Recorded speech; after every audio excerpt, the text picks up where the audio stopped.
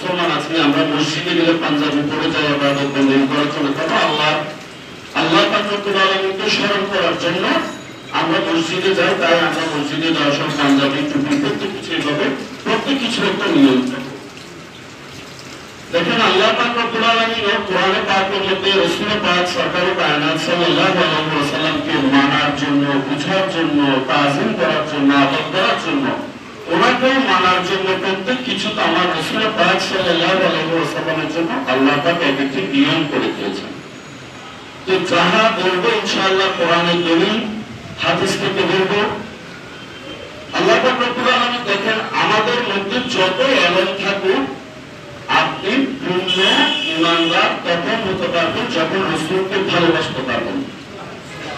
আপনার দুনিয়ার সমস্ত কিছু থেকে আপনি বেশি যখন ভালোবাসতে পারবেন তখন আপনি পূর্ণ ইমানদার হতে পারবেন।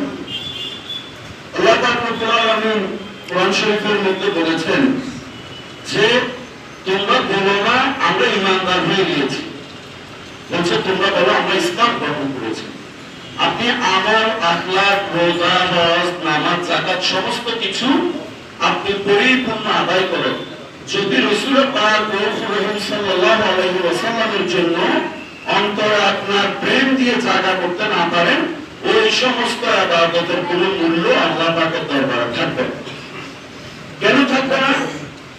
যেমন রাসূলকে নিয়ে নানা ধরনের নানা বিতর্কে মানুষজন কথা বলছেন, মানুষজন খারাপ মন্তব্য করছেন, বোঝা যায় যে শয়তানকে আল্লাহ পাক রব্বুল আলামিন বলেছিলেন তুমি আদমকে সিজদা করো, হুকুম কার?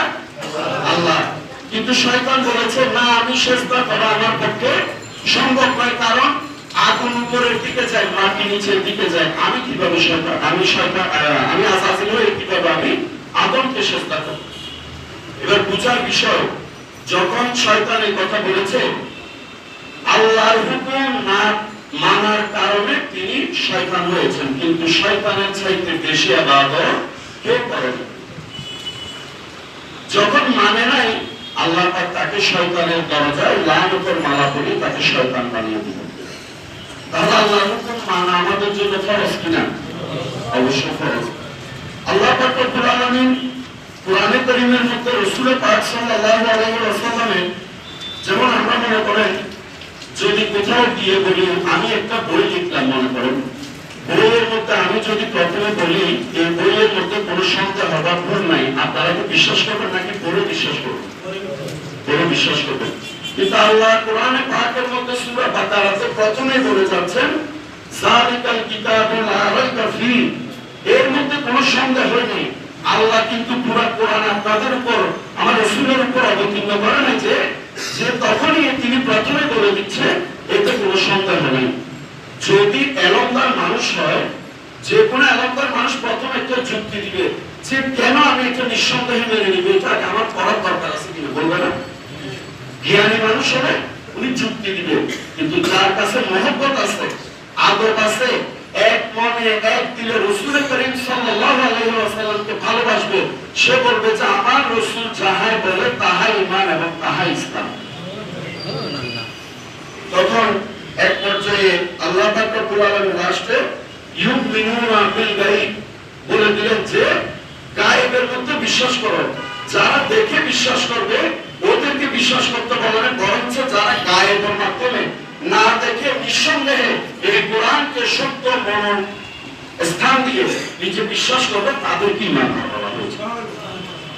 পবিত্র কোরআন শরীফের মধ্যে আল্লাহ পাক রব্বুল আলামিন রাসূল করিম সাল্লাল্লাহু আলাইহি ওয়াসাল্লামকে যতগুলো কোরআনে পাকের মধ্যে আয়াত অবতীর্ণ করেছেন, রাসূল মদিনা শরীফে বেশি ছিলেন না মক্কা শরীফে বেশি ছিলেন? মক্কা শরীফে বেশি ছিলেন। কিন্তু মক্কা শরীফের মধ্যে আল্লাহ পাক যতগুলো আয়াত অবতীর্ণ করেছেন তার মধ্যে প্রত্যেক আয়াতের প্রথমে বলেছেন ইয়া আইয়ুহান নাস, ইয়া আইয়ুহান নাস, ইয়া আইয়ুহান নাস।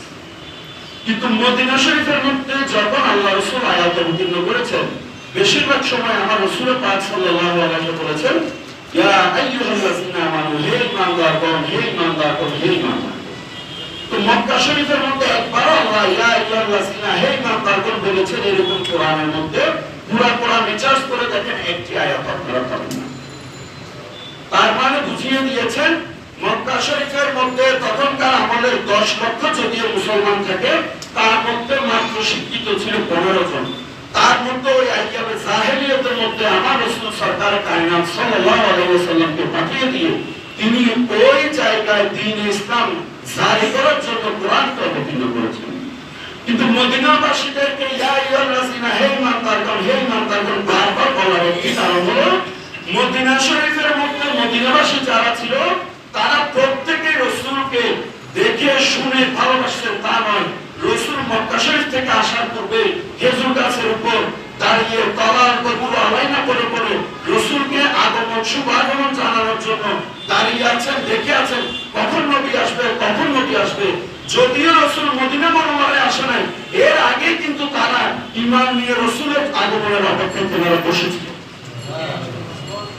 এই জন্য আল্লাহ মদিনাবাসীদেরকে বারবার ইঙ্গিত করে বলছেন, ইয়া আইয়ুহাল্লাযীনা আমানু, হে ঈমানদারগণ, হে ঈমানদারগণ। তার মানে বোঝা যাচ্ছে যে মদিনাবাসীর মধ্যে বেশিরভাগই ঈমানদার ছিল। যেমন আমার রাসূল হাদিস শরীফের মধ্যে বলেছেন, সারা পৃথিবী থেকে ঈমান যখন চলে যাবে, শুধুমাত্র মদিনা শরীফের মধ্যে সারা পৃথিবী থেকে ঈমান ছুটে এসে মদিনা শরীফের মধ্যে ঈমানদার থাকবে, আর কোথাও পৃথিবীতে ঈমানদার থাকবে না। ওই আল্লাহ রাসূল তো মক্কা শরীফের কথা বলা নাই, আল্লাহ রাসূল মদিনা শরীফের কথা বলেছেন। কারণ মদিনাওয়ালাকে আল্লাহ রাসূল বলেছেন, তোমরা যারা আছো তোমরা চেষ্টা করবে, আল্লাহর কাছে ফরিয়াদ করবে, আল্লাহ আমাকে যেন মদিনা মুনাওয়ারায় মৃত্যু দান করো। কারণ যারা মদিনা শরীফের মধ্যে মৃত্যুবরণ করবে, জান্নাতুল বাকিতে দাফন হবে, আমি রাসূল রোজ হাসরে কিয়ামতের ময়দানের দিন উঠার সময় আমি উপর সাথে জান্নাতুল বাকির সাহাবী এবং সমস্ত উম্মত মুহাম্মাদীকে নিয়ে উঠব। এই ভাগ্য কি আমরা চাই না? এই ভাগ্য আমাদের মুসলিম দরকার আছে কিনা? সবসময় হাঁটতে বসতে যেখানে যাবেন মনে মনে দরুদ শরীফ পড়তে থাকবেন, মনে মনে আল্লাহুম্মা সাল্লি আলা সাইয়্যিদিনা মুহাম্মাদ ওয়া আলিহি ওয়া আসহাবিহি ওয়া সাল্লাম দরুদ শরীফ পাঠ করতে থাকেন।